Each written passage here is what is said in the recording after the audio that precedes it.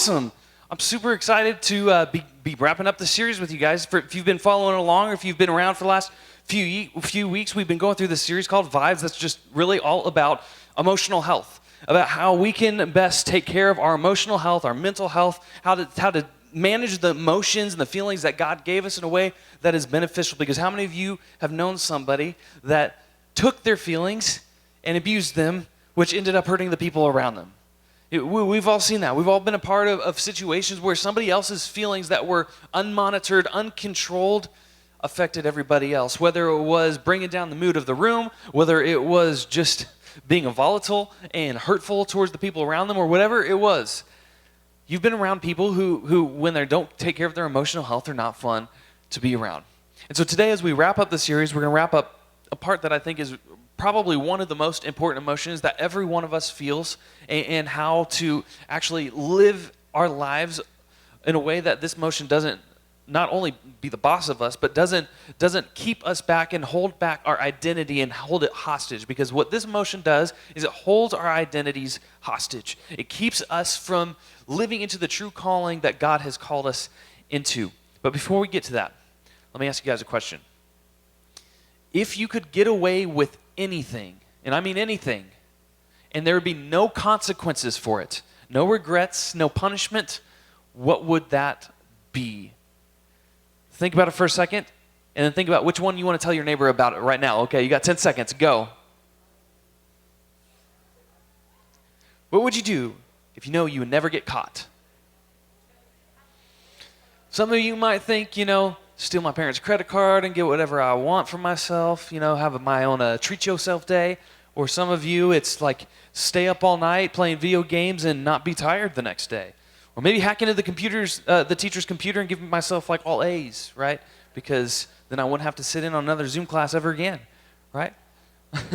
Okay, what are some of the things that you guys said? Shout it out if you're comfortable.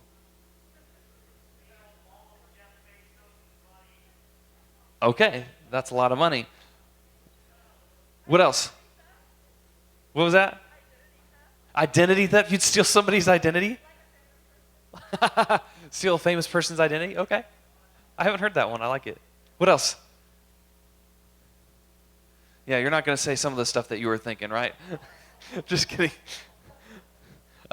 We all have things that if we knew that we could get away with it, and we knew we'd never get caught, if we knew there weren't going to be any consequences, it'd be kind of nice to see how far we could go without getting in trouble. Because we got the safety net of knowing we're not going to have to deal with the consequences. But I think a lot of us know, and the reason we don't do things is because we know that there will be consequences to our actions. Right? A lot of time we think of consequences as like a negative thing. We equate the word consequences with punishment. But consequences is just the outcome of a cause. So a consequence could be good, it could be bad. Working and studying and doing your homework could cause you, the consequence of that would be a better grade than the consequence of not doing your homework, which would be a poorer grade. And so, but our actions all have consequences. We all know this, we all understand it, we live by these rules, and those consequences are what a lot of times determines our behavior. And many of us, when it comes to our emotions, we allow what's seen on the outside most of the time when our guard is up. We allow the way other people see us and see our feelings because we don't want a negative outcome by the way we present ourselves and present our feelings. Many of us, we have learned to monitor our behaviors and our actions and our feelings, the ones that people can see. We've learned to monitor those in such a way that we don't get a lot of negative feedback, that we can get along with people. But the reality is somebody lost their wacky ball of things that fell from the wacky box of things. It's all right, man. I'll just call you out and wait for you to... No, I'm just kidding. I just saw it rolling and it distracted me, but it's all good. I feel like a dog. Every time I see a ball, I want to I'll go get it, right? But then I'm like, oh, wait, I can't do that right now. So, where was I? Just give me 1 second here. Oh yeah, monitoring behavior. So when we've learned to monitor our behavior because we want to control the way that we are perceived. We want to be seen as someone who can control ourselves, right? But the reality is when we just monitor our emotions, that doesn't actually deal with it, right? When we just try to monitor what we're feeling, that doesn't actually solve the underlying issue of what we're feeling. Case in point, I can try my best not to, oh, by the way, this thing, I found this today. I did an online lesson back at the beginning of quarantine in a series we were doing, and I talked about Joseph in Egypt and Potiphar's wife.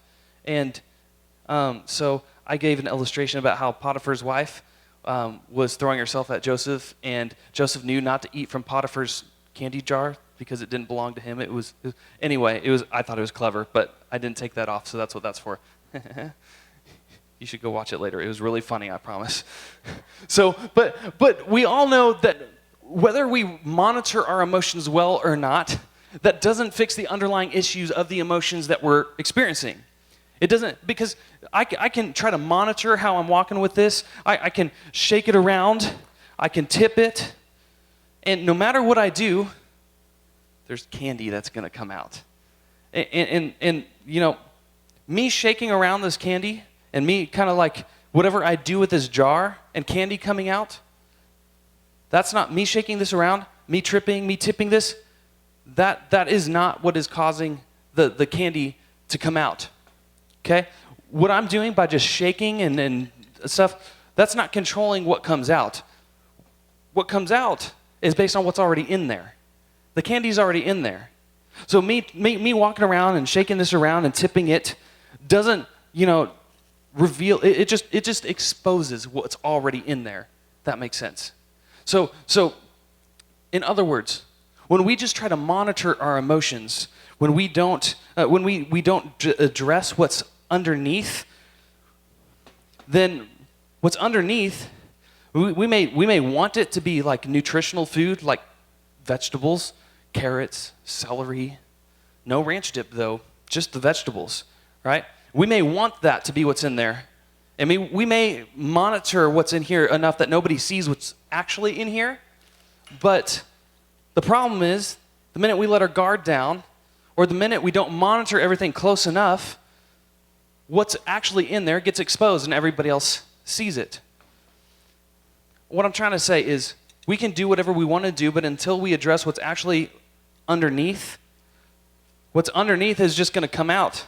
You guys weren't expecting that, were you? I figured I could just taunt you with the candy here and dump it on the floor, or I was actually kind of half surprised that nobody came out and just tried to grab it off the floor while I was talking. So I'm rewarding you with good behavior. Leader's duck. Left-handed. I said leader's duck. Here, ready?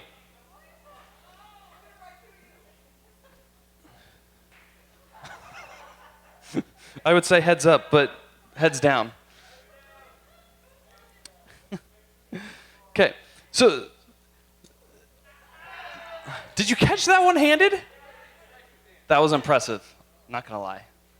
You win. You win all the bragging rights. You may not have won Kahoot, but you won that, whatever that was. So me tipping this over, okay? Me shaking this around, me taking out candy and throwing it to you guys, that doesn't determine what's going to come out.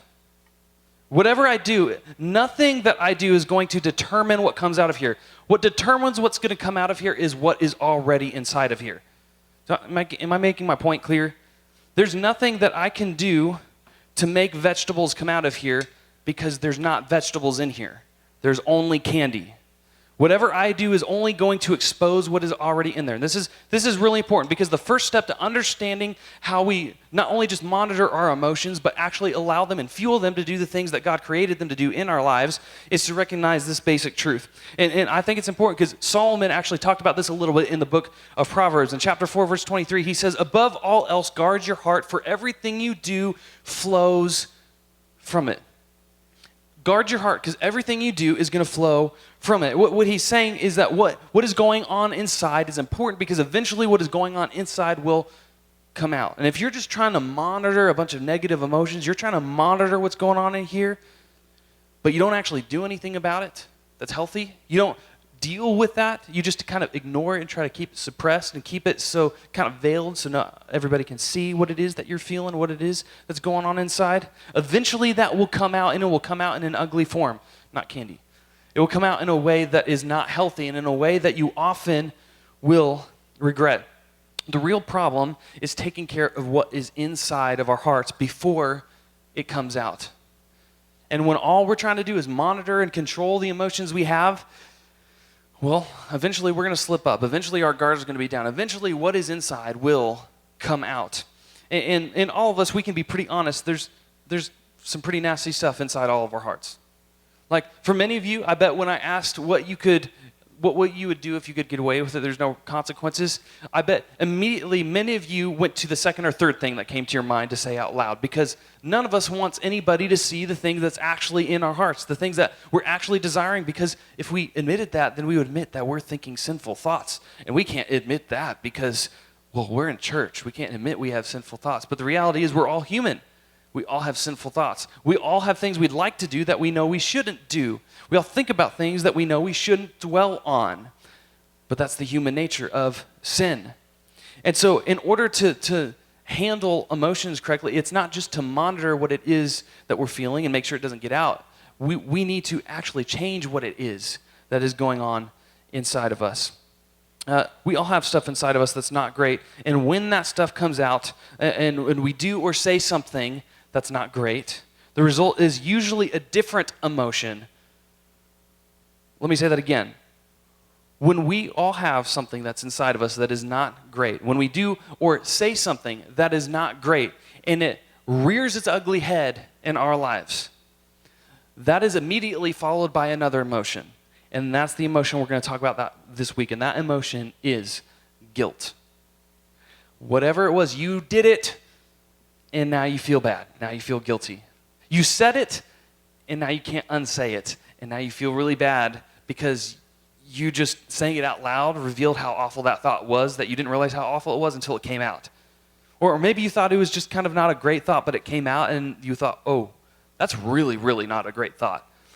And you can tell because of the way that people are looking at you, like, whoa, did you just say that? And maybe you've been in that position, or maybe, guilt, here's the thing, guilt is a loaded word. Because it can, for each of us, we sometimes carry guilt differently. Some of us, we're just real guilt prone. And so we even take on like false guilt that's not real guilt. We feel bad for things that we really shouldn't feel bad about because it's not our responsibility, but we take it on us. And we start feeling guilty about things we shouldn't. But the other kind of guilt is, the actual guilt that we feel for doing things that we know is wrong and that we shouldn't do, and thinking things that we know we shouldn't think and dwell on. And that real guilt, that very real guilt is what we're going to be talking about today, because that actual guilt is the guilt that you feel when you know you've done something that you shouldn't do. It's when you have knowingly committed something that was wrong. And feeling this legitimate guilt isn't a bad thing in and itself, because sometimes guilt is God's way of warning. Kind of like we talked about fear with anger in the previous weeks. Anger awakens us to something that's not right, to some injustice. And sometimes it's because we're throwing a temper tantrum and not getting what we want. You can go back and watch that lesson. Sometimes fear is a good thing because it keeps us from doing stupid and dangerous things, like standing on the edge of the cliff was the example I used, because being scared of heights is a good thing. It keeps me alive. And so some fear is good, but not when it controls your life. The same is true with guilt. Guilt is good in that it reminds you that something is not correct, that something is off, that you need to change course and watch out because something's not right. The problem then becomes when we allow that guilt to define us, to control our actions, and to hold our identities hostage. That's when guilt becomes a problem. When we can't become the person that we feel like God is calling us to be because we're holding on to some form of guilt, that's when it becomes a problem. It becomes a problem when something that you've done in the past becomes a part of your identity in your mind. And let's be clear, nobody likes to feel guilt.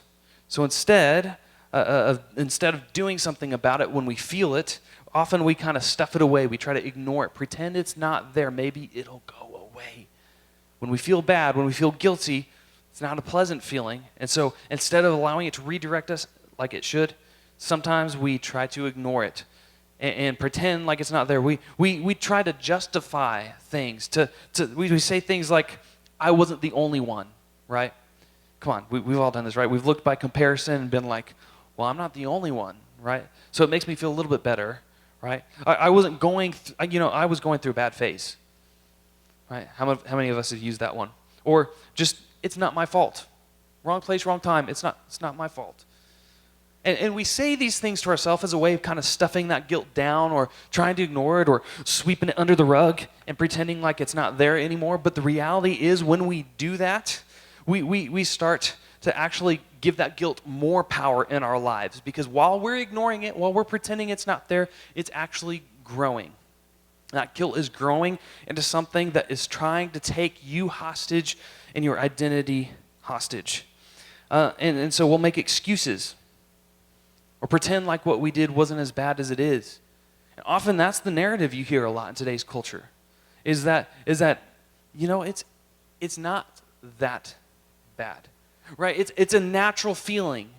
Well, sin is a natural feeling for us because we're forever tainted by sin. But it's a natural thing. That's the narrative that the world says. It's okay to feel this way. It's okay that you did that because, you're human. And when we rationalize it, what we do is we minimize the power of the cross, because when what we should say is, wow, that is a big deal and that is a bad thing, and I am truly 100% guilty of it. And that's why I need Jesus, and that's why I need a Savior. But when we try to ignore it, stuff it away, pretend like it's not there, we're saying, God, I don't need you. It wasn't that big of a deal. It's not that bad. God, I got this. That's what we do when we stuff it away. And if you think about this, guilt creates this debtor relationship.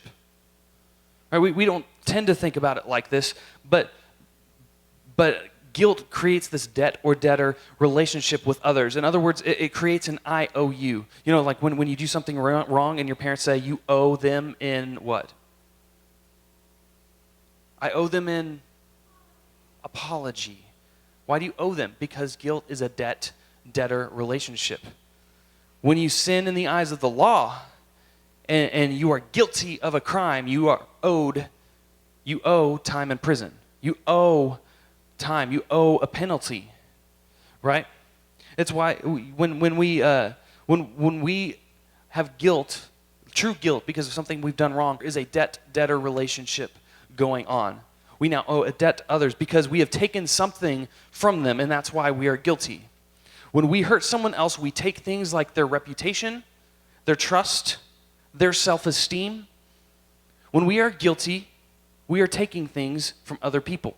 We are hurting the relationships around us. And this is why this is a big deal. If we try to ignore it and stuff it away, we don't recognize this, and our eyes are closed to the reality that we are actually taking things from people, and we now owe them. We owe them, we are in debt to them, what we have taken from them. We say things like, I owe them an apology. And that's why also when we fix things with people, when you guys have been in a fight with somebody and you go and make amends and you work through the issues, you talk it out, and then that elephant in the room that was like creating tension in your relationship is now gone because you've addressed it and talked about it, and you feel like a weight has been lifted from your shoulders. Because it's a debt and debtor relationship. We tend to feel guilt in the form of weight. And the reality is that weight throws our balance off. Weight, when we're not supposed to, weight in places we're not supposed to have it, makes our balance off in everything. When we are carrying weight, think about trying to walk across a balance beam with a 30-pound dumbbell in one hand and try to balance across a balance beam. It's going to be much harder because weight throws off your balance. And you can't be truly balanced in your relationship with God and with others if you're carrying guilt. And so the tricky thing is also that it doesn't stay with the person. The weight of the guilt doesn't stay with the person that you owe the debt to. The weight of the guilt falls on you. And That's why when if you are in a situation where you're with your parents and you get in an argument, and maybe you say something you regret, or you share some kind of guilt for the conflict there, and then you go and hang out with friends and you're in a bad mood with them, it's because that guilt carries over, that weight carries over to all your relationships, and that weight throws you off balance with your relationship with others. All of a sudden, what happened at home doesn't just stay at home, it affects your other relationships. You guys following what I'm saying? Guilt has this way of, when we hold on to it, when we try to act like it's not our fault, when we make excuses for it, that guilt can hold us hostage and hold our identity over our heads and say, you're not any better than this. And that's why this one emotion is so powerful and so important, that we understand how to deal with it and not just monitor it. When we don't deal with guilt, it grows and evolves into anger. That's the reality. That guilt evolves and grows into anger. Anger at ourselves for behaving a certain way, anger at the people around us, anger at not being able to move past it. And the thing about the anger is that it doesn't just stay inside of us. Eventually, what is in our hearts will come out. And it'll rear its ugly head in the worst moments possible. That guilt becomes anger. And when it does, we're in danger of allowing that guilt to quickly become defensiveness. You know, when you're angry, you get defensive. Well, that's because there's some kind of guilt in there. And you guys can see it from the outside, right? When people get defensive, you can know that they're defensive because they're on guard, because they're guilty about something. It's just really hard to see it when it's in the mirror. But our anger, the danger of letting that guilt become anger is it turns us into being defensive. And we don't like people pointing out where we've gotten it wrong. We don't like people to tell us where we need to adjust things. It's a blow to our ego. It makes us feel like, it makes us realize we're not okay when people point out the things that are not okay about us, as if we didn't already feel like we're not okay enough. When people point that out, when we have that guilt, and when it has turned into anger and turns into defensiveness, we don't like it being pointed out about us. Because if we actually stood and looked at what it is that is making us feel guilty, we'll realize that we're guilty of sin. And like I said in the beginning, we don't like to admit that there's sin in there, because we like to appear like we have it all together. But when we're just trying to monitor our sin instead of actually dealing with it, eventually it'll come out. And eventually, though, we'll realize that, it is in the past, but it's not completely gone. It's still a part of our story. And the good news is you don't have to be defined by your past. You don't have to be defined by those things. And that's what we're going to talk about ultimately for the rest of the message, is that we don't have to be defined by our guilt, and Jesus actually shows us a better way to address this than what we've been shown by the world. I want to look at the Apostle Paul, because while we talk about Paul a lot, we don't often talk about his past, his guilt. For those of you who know, what was Paul before he became the great missionary apostle that we all know of today? Does anybody know? He was what? He went by Saul. What else? What was Saul guilty of? Murderer. Yeah, it's like if you're in a small group later and everybody's like kind of confessing their sins, and if we're going around in our circle and Gage goes, well, I stole something from the store yesterday, and we're like, Gage, bad Gage, don't do that. And then we get to Luke, and Luke's like, well, I actually lied to my mom today before church. And it's worse because today's a Sunday. We're like, oh, Luke, don't do that. And we get to Peyton, and Peyton goes, actually, I killed a guy. We'd all be like, whoa, that's a little bit worse, Peyton. I mean, it's not killing younglings, but, He goes, I actually killed a lot of people, right? That's a big deal. This is Paul. Like, Paul had killed and murdered the Christians. He had hunted down Christians specifically and killed them. And back in the first century, the church wasn't as big as it is today.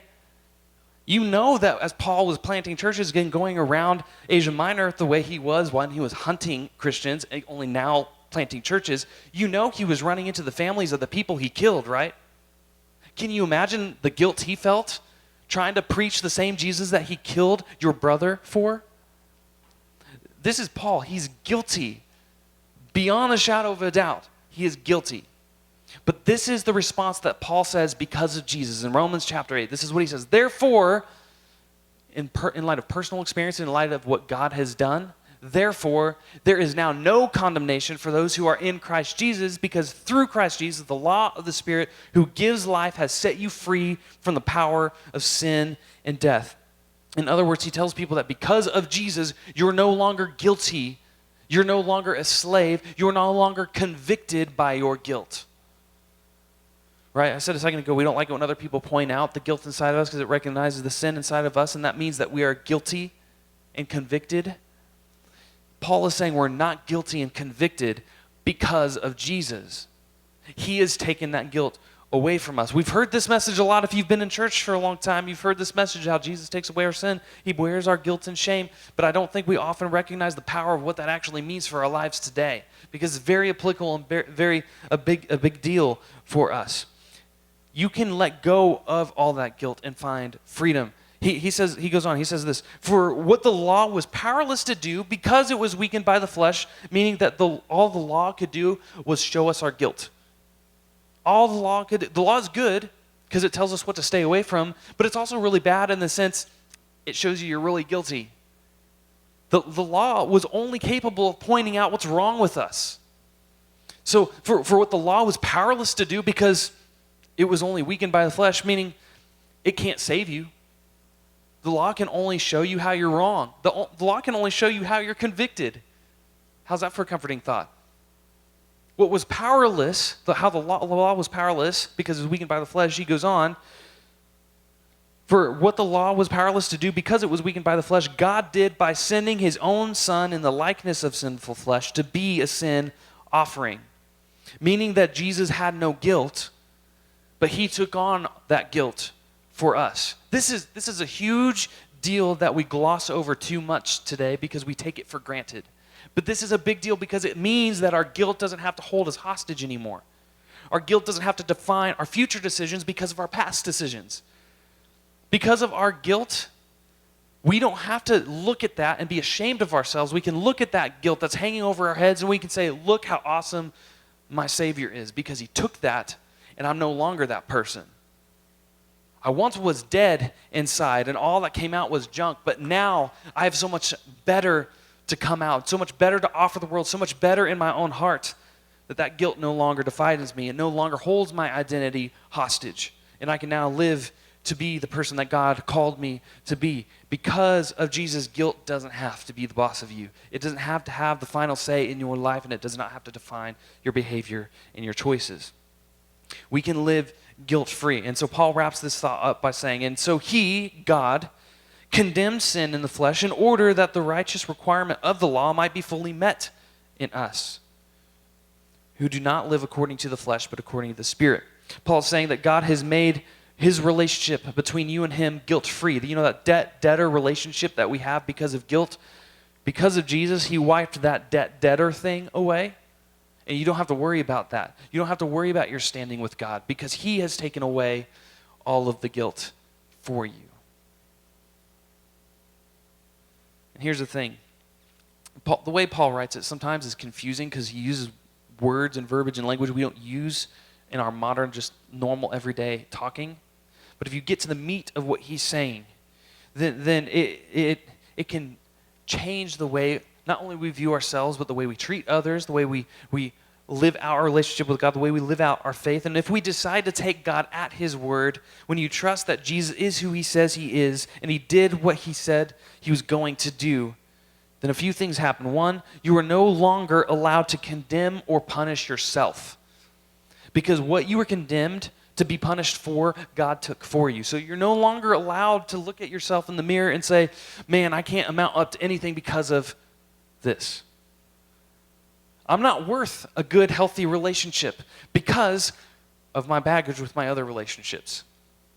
You're not allowed to say that anymore. You're not allowed to use your past mistakes as excuses for why you can't live for God in the future.